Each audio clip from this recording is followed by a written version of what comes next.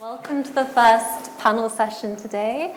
We're discussing AI and internal comms, obviously quite a big topic, but we'll sort of focus on the sort of employee sentiment aspect to it, sort of what are the opportunities that come with AI tools for internal comms and sort of nurturing a better relationship with employees. I'm Rebecca Pardon. I'm the editor at Communicate magazine, which you should all subscribe to. And I have a fantastic panel with me who I'll allow to introduce themselves and share a bit about their relationship with AI and perspective on the technology. Hi everyone, Julia Holmes. I head up communications for Getty Images across the EMEA region and Japan. I really started working in earnest on AI in 2023 as we brought to market our own image generation tool, which we developed in partnership with NVIDIA.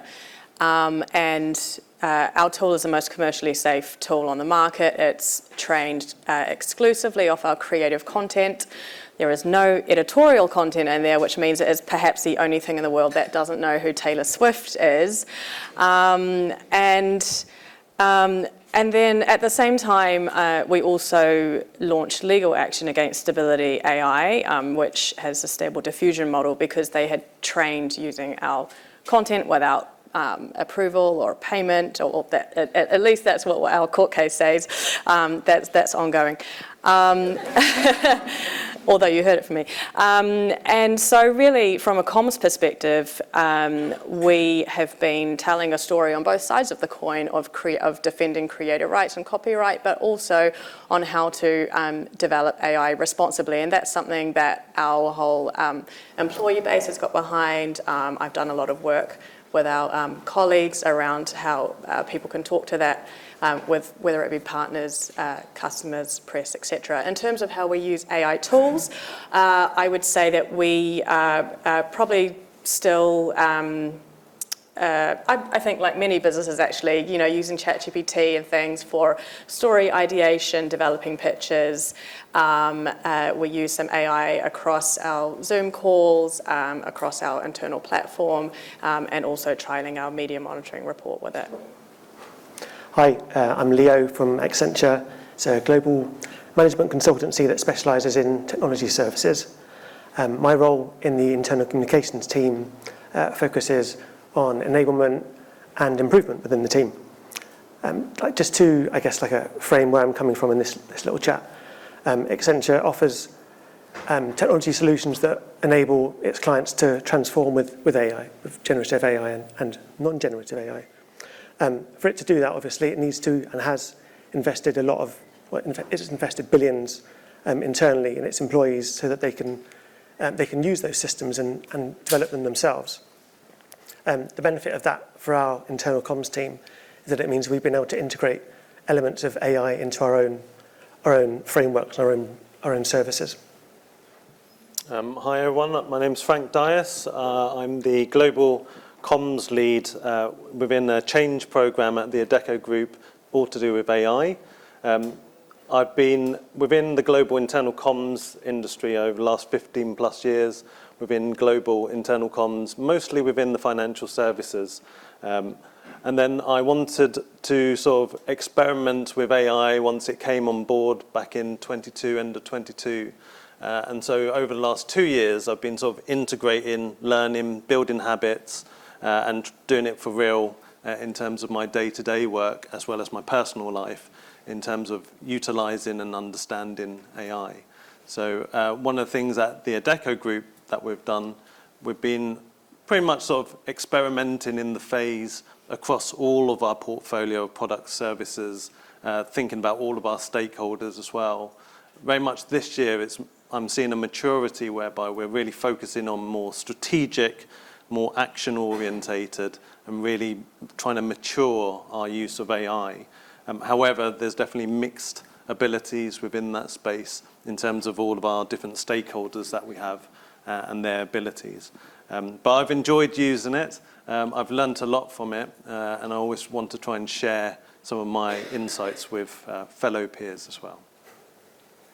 And to begin with, it'll be interesting to sort of think about and explore, what do you think are sort of the areas of the comms role that you think are most ripe for AI technology? Where is it going to come in and really benefit communicators, do you think? So from my perspective, definitely crisis communications. Currently, I spend far too much time aggregating coverage around different issues. So we're trialling a tool at the moment to help me do that. Obviously, it's more from the external perspective, but would love to have a better tool to enable me to be really fast moving in terms of giving that recommendation internally on to respond to issues.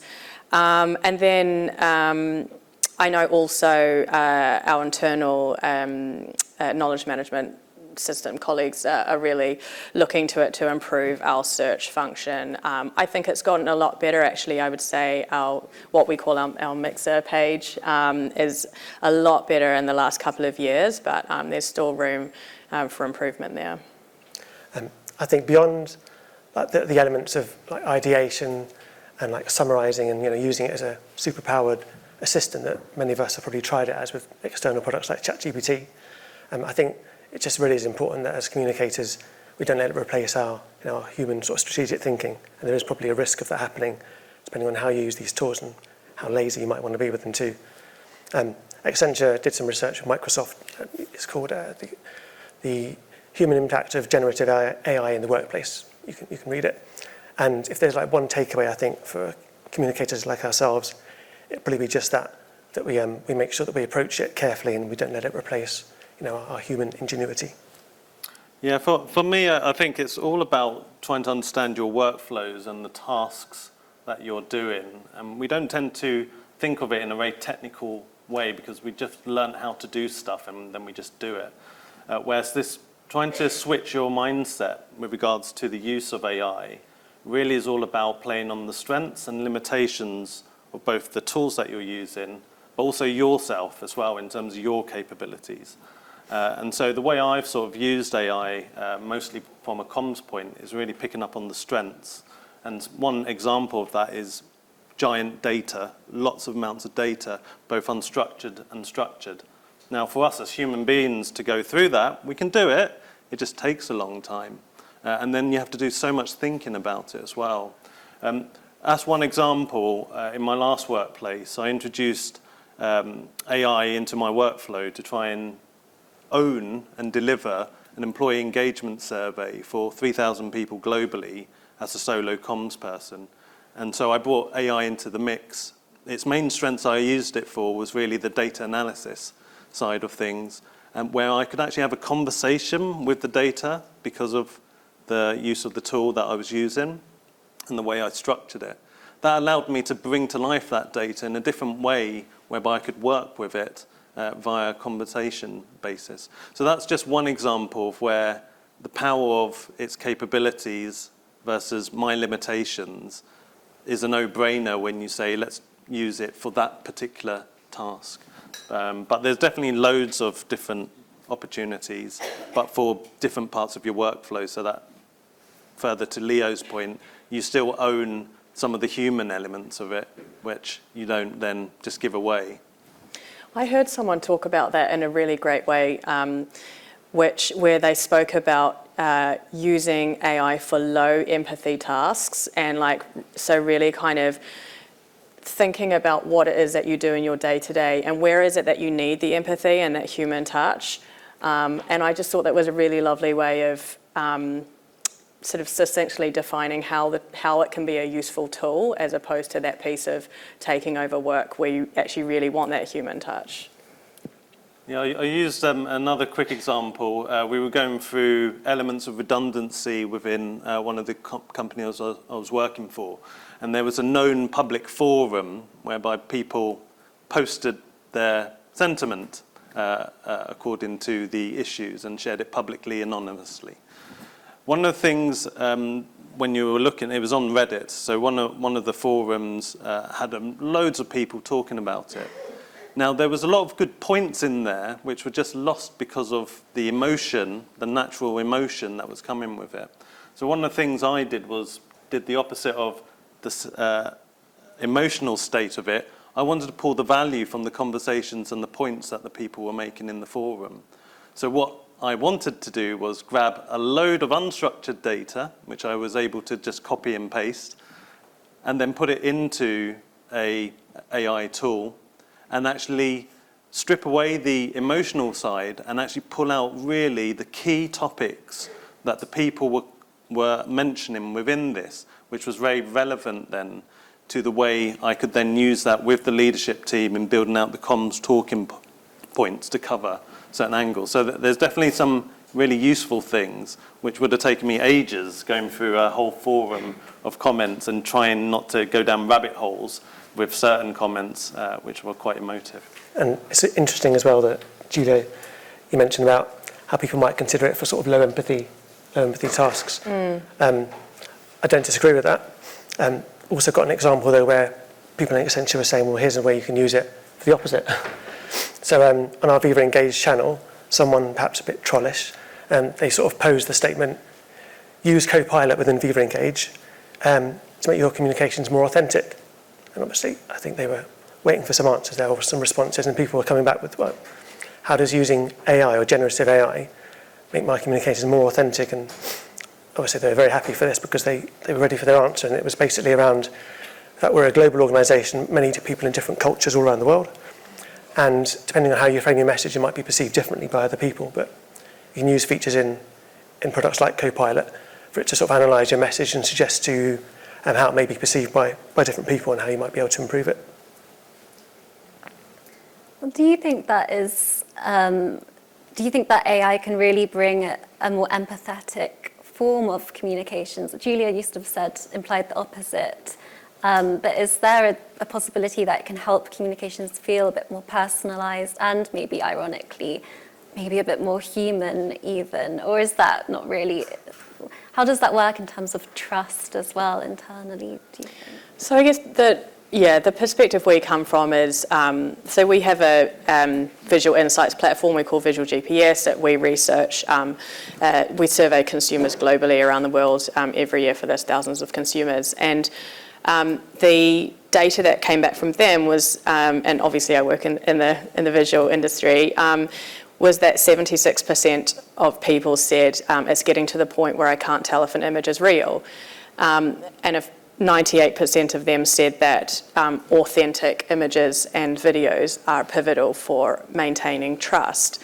And so that, to me, speaks about a crisis of trust around authenticity and AI. What they also told us was that they feel more comfortable or less misled with AI-generated images of non-human products. So if you're going to generate images with human in them, there's a higher chance of people feeling misled by that.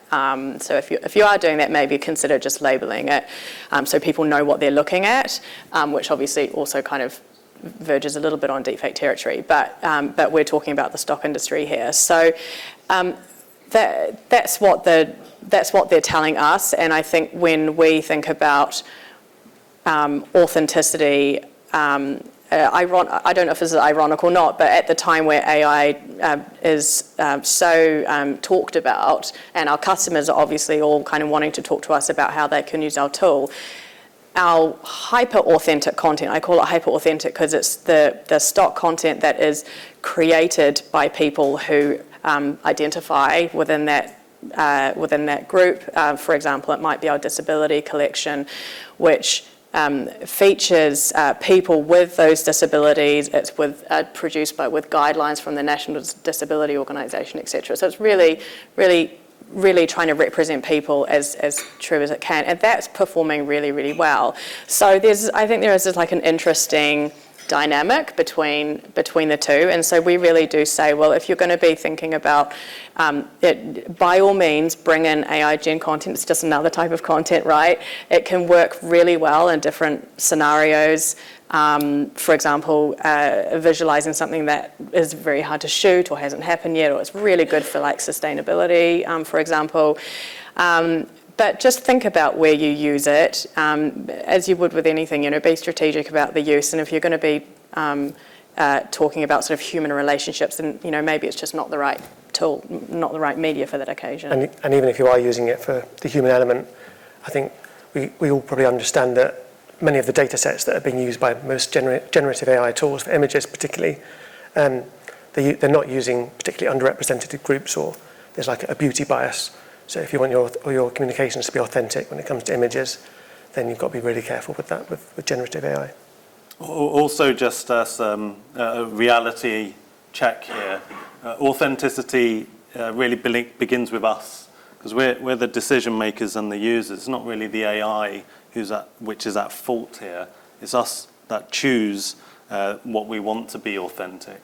So it's a really important point around making sure that you've got good, responsible AI guidelines in place at where you work, and also your own ethics and your own values.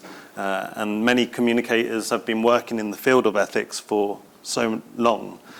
So it's really about honing in, I think, on all those values and ethics that you've always brought with you in the comms that you're doing, and making sure that you're human-centered in the communication and the output that you're working with. But yeah, the reality is the empathy side, what we're experiencing today with AI, is the worst it'll ever be. It's getting better and better and better, and it will influence more and more and more people very easily, simply because we've put a lot of science behind empathy and language and words. And you just have to look at something like character AI, for example, which is creating all these AI avatars, which particularly our different demographics are engaging with, and they're building up relationships with it. So yeah, it's an interesting space, and I hope that conversation keeps going. We keep challenging as well about what is authenticity. And I think, sorry, Julia. I was just going to say, yeah, and I think that's going to shift, right? I think people will become more comfortable, for example, with AI-generated imagery, or indeed, the use of AI in the creation of any type of like content or communications. We're already seeing that shift in the data that we see. Yeah, well, we've always had that across every technology that's ever been invented, whether it's from painting to digital photography. There was always the challenge about it's inauthentic. I remember I was watching a video recently about when Photoshop first came about, and again, the outcry that it's inauthentic. The reality is we utilize any technology from the paintbrush to the pen, typewriter, computer to hopefully adapt and enhance and eventually make it normalize elements of it. But we've got to design it in the right way so that we are being human and ethical at the get-go. On that, just quickly, that we actually did some image testing around this, and so we tested the authentic content I've spoken about that really doesn't have any or very little editing on it. We had CGI content and we had AI content. Obviously, they don't know what they're looking at, right? It was a sort of landslide for the authentic content. And the feedback we got around the AI gen content, even though they didn't know it was like, it's too perfect. It was like, they just felt like it was a bit plastic almost, so like not kind of tactile and human enough. So I just thought that, it's interesting, even if people don't exactly know what they're looking at, they still kind of almost feel like what they like. Yeah, sorry, I'm not very articulate about that. But, I'll just add, it's not as if the subject of authenticity, it precedes AI, doesn't it? It's not, think of like news stories that you read, even when there's just like, a straight photo of someone, if they want to paint them in a certain light, if it's a story about a criminal, they're not going to use a flattering photo of them, are they? Even if it's not representative of that person. Well, that leads me on to another question I wanted to ask you, but maybe it's a bit of a big question or a little bit abstract, but what do you think authentic or eternal comms really means or looks like? So you've mentioned sort of the human aspect to it. Does that mean maybe there's a room for a bit of messiness or mistakes sometimes, or what brings a sort of human aspect to comms? Oh, people love the faults and errors of humans, right? We all have it. It's what makes us human. And I think you can see from I was looking at the example before of showing the mum with her child and the colleague who had just been travelling and kind of showing a bit about their life. Like, people love that connection, and I think Getty Images is a very value-driven organisation. We have leadership principles that are a very strong part of our organisation, and within that, I think we have a really wonderful culture, and I think it's because we are so driven by our leadership principles and by those values that there's room for people to just bring their whole selves to work. Yeah, it's an interesting concept, particularly when you're working with like your CEOs or leadership team, where you tell them to be more relaxed and be more personable, and some people find that difficult. And so I think this is where elements of AI can help with coaching together with your support as a comms professional in presenting and trying to get that right mix. Yes, messy is good, and what's interesting is AI does both of it. It removes messiness, whereby you're getting pristine images, but at the same time we're building convincing AI avatars which have ticks, which have which have all the other messiness things that we introduce. So yeah, it's getting into an interesting world of, I guess, the matrix of the red pill and the blue pill. And I think at Accenture, one of the benefits of it is it's given people that confidence to work in areas that perhaps they didn't feel they had the expertise before. So they thought, well, forget about authenticity, I just don't know how to do that. Whether it's like writing, we've got people whose first language isn't English. So previously when it came to content in internal comms, they would leave all of that to us, but now we've got tools where they can submit their content, and it can give them that guiding hand to help them revise it, and so they've got that confidence knowing that it's still from them, but they feel that it's a bit more presentable. Okay, I think we have a few more minutes in case anyone wants to ask any questions to our panel. Hold on one second, I'm coming with the microphone now. It's very keen. If you can say who you are, which organisation you're with, and then ask away. Thank you. Duncan Barrow from H&H. I've got a niece who's she's studying graphic design, sixth form, and she's considering a career in that area. I've also got another family member who's passionate about writing, and he's interested in becoming a copywriter. Again, similar age. What would your advice be to these two young people? I used to work at Frame Store, which is all about animation, graphic design. And they did all the special effects for Hollywood movies and TV shows. We had a really good relationship with different universities, like Bournemouth University, which specialise in graphic design. The thing I would say is to any young person, and we're all lived experiences of all of our experiences of growing up and our expertise. You need the foundations before you can even look at and judge output from AI. So it's super important to continue going on that direction and getting that ground in. What I'd like to see is the education system evolve, because it has to, and not remain as a dinosaur and be defensive about it. And it'd be the same with the copywriters. You need to hone your skills and knowledge at the foundational level before you can really judge what good output looks like and what bad output looks like. I would just build on that with an analogy. So again, at Getty Images, our photographers have to work on the picture desk for at least a couple of years before they're actually allowed to go out and shoot. And that means that by the time they go out and pick up the camera, they already have a very good understanding of what a good photograph looks like. They already know how they might want to see that framed, how to use the light, that kind of thing. And so I think that's important for any young person is whatever it is they want to, if they want to be a writer, read lots of books, read the great authors. If you want to be a graphic designer, just really absorb all of the great design that's out there, and then you can use whatever great AI sophisticated tools might be there at your disposal to just enhance your own creativity and skill. Yeah, and absolutely, and because those skills are going to, for those potential professions, they're going to involve AI. Let's face it, they are to a degree. They have that opportunity that they might be of an age where, well, a certain age where that's going to be all they know, just in the same way that there'll be some people in this room who they only know a world with the internet. So they've got that advantage. It's going to be so familiar for them that they'll probably be the best at it. And the reality is there's two speeds here. We've got the hype cycle speed, which takes up most of our news feeds. But the reality speed is a lot slower. Enterprises introducing AI in businesses is way slow. We've got so many issues around data stack regulation, changing behavior on large to small scale, people not having enough budget or resources. It's going to be a slow burn for the reality side. So I would always say, let the hype cycle be the hype cycle, but the reality on the ground is a lot slower, therefore you've got time. Any further questions? Yeah, I thought there would be. I thought there'd be a few questions for this session. Hold on, I saw a couple of hands around here. Here we go. Hi, I'm Tina, I'm from Volcarrail.